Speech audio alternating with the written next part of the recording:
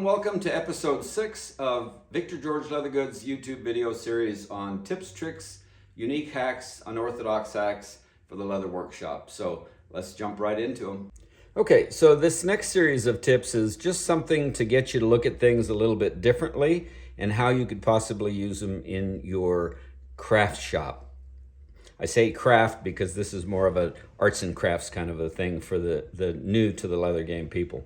But anyway, at Wally Mart, they have these little plastic things in the craft section, and I'm not 100% sure what they are, but if you see them, you'll know exactly. But they have a nice little pronounced ridge on this side here that I just place under my, my press. You take a piece of wood when you put it on your press, and then that way it distributes the pressure weight. And then you get a nice little pronounced, in this particular case, a cross. And then it even gives you the little locations to filigree, and then you can attach them literally onto any project that you want. So it's kind of a fun, cute little idea. And again, look at it a little bit differently when you see them. The second one, also at that same place out of the craft shop, was this little thin wooden decorated door hanger. So I just said that would be great to make out of leather.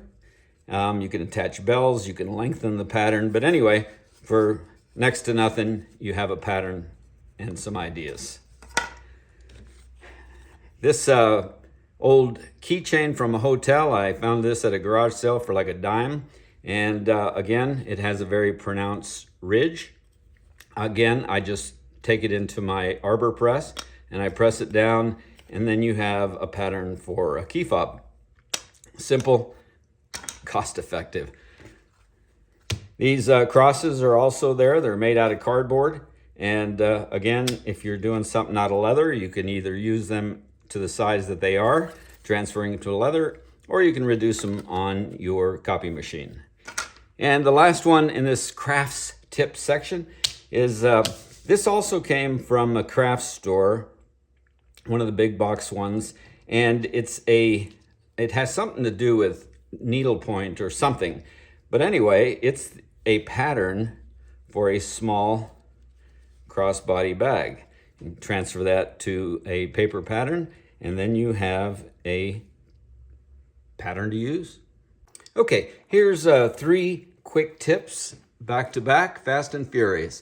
So do you see that ill-set copper rivet? This will only happen to you once, but after I show you this, it'll never happen to you. So I personally like using 1.5 inch copper rivet posts. That way, whatever project I'm using, I can clip off the excess. I don't have to worry about small, medium, or large.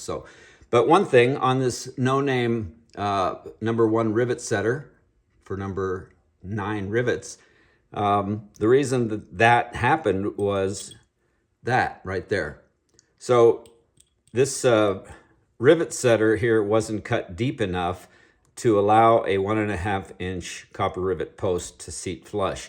So just take a drill bit and recess that cut a little bit deeper, and then you'll never have one of those surprising accidents. Okay? Another fast and furious tip is this particular strap. So it started out as a collar type system for a dog. I didn't have a long enough strap, so I just took an extra strap, added a rectangular D, and then separate pieces of leather folded around, and then I had a long enough strap. So it's an easy, attractive solution to increasing any straps that might be a little short while you're working on them. Another tip that I use quite a bit here in the shop is these stud posts for a 24-line snap. I attach them to holsters. Wherever you don't want the hardware to contact, you just basically take I think in this particular case, it might be 1 inch round. I set the stud, and then I stitch it, or I indicate the stitch marks, and then I can attach it to any holster if I want to add some kind of straps where the hardware doesn't touch the gun. And that's a simple solution for knife sheaths. It's a simple solution for any time that you have something that you need to include this feature.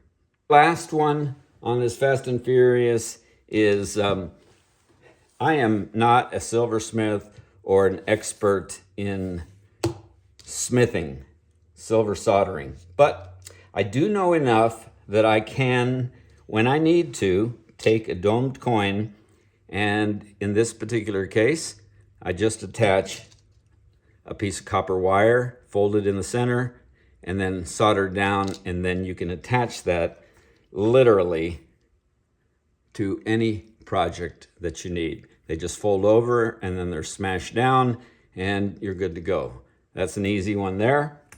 Another one that I use quite a bit actually are these loop staples for belt loop keepers.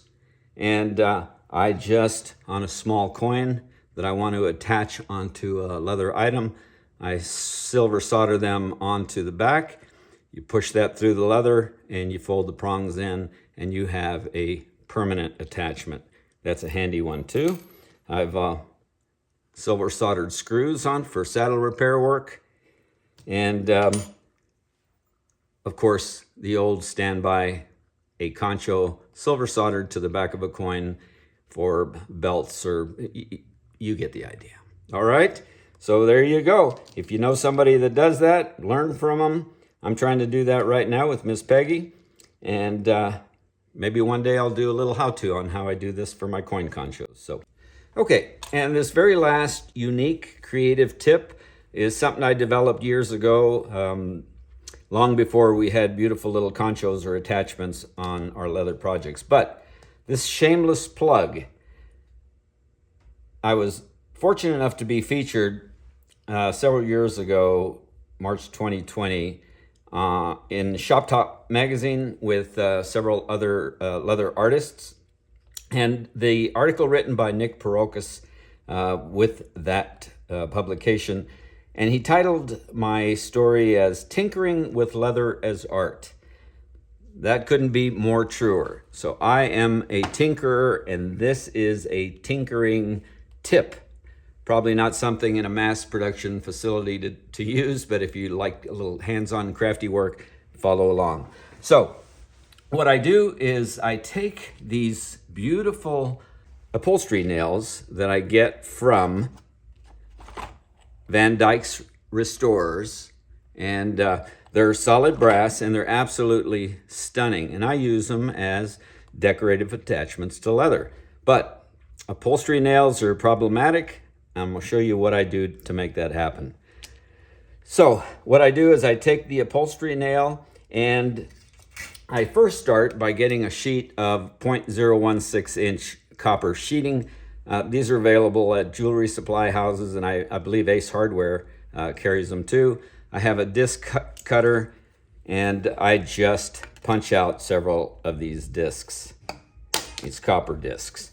And the reason I use these copper discs is these are my burr. So of course they don't have burrs this small, even a size 14 is too big. So what I do is I take my upholstery nail, and if you polish it first, it's absolutely beautiful, and I place it into whatever leather project that I need it to go on. See if I can do this. All right, of course it's on film, I can't get that.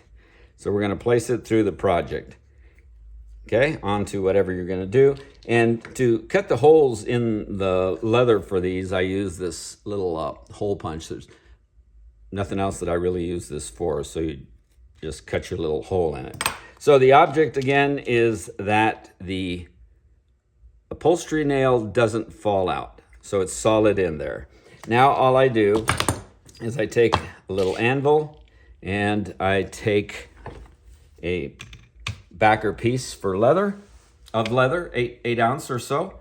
I place that down, and a number 14 copper rivet setter. That's all you need for this particular project. Now I'm going to seat before I put a burr on. I'm just gonna seat that in there, and I'm gonna take one of those little copper washers that I just punched out, take a sharp pointed awl, try to get as center as you can.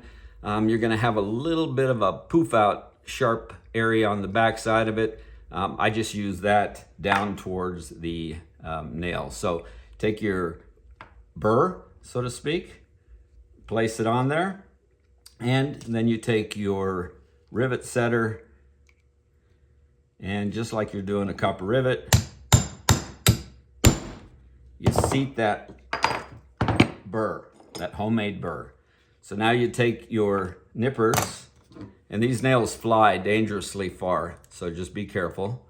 So I'll cut that pretty close.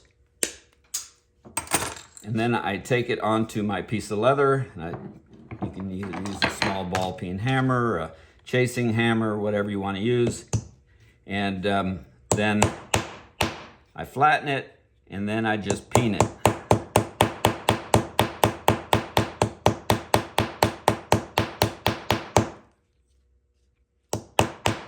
You get the idea. You peen it until that burr or that post on that nail is peened over your, and then it's nice and smooth, and it's ready to go as decor. So take your time with that peening, and once it's rounded off, then you can put it on your strap, you can put it on your watch bands, you can put it on your bracelets. I usually line them because of the burr, but that's how I use these. They also have these beautiful domed, and again, they are upholstery nails, have a nice little Western, am I in there? Have a nice little Western flair to them.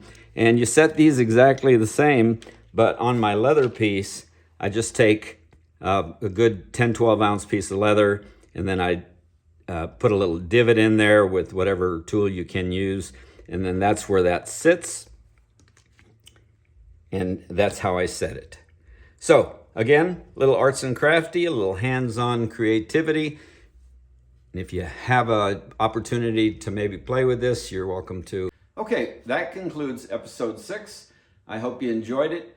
I hope you got something out of it, or at least made you think about some potential uses of various items.